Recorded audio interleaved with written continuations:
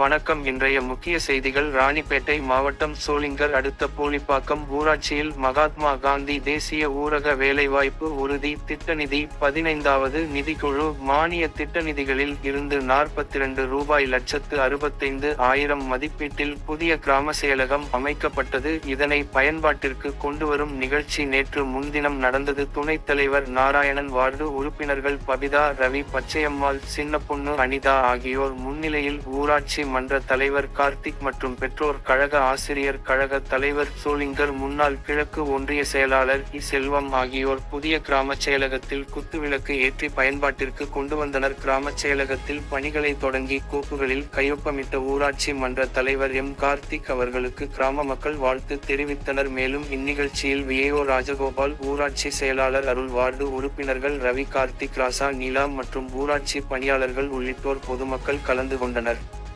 புறா செய்திகளுக்காக சென்னையிலிருந்து விஜயபாஸ்கர். வணக்கம்.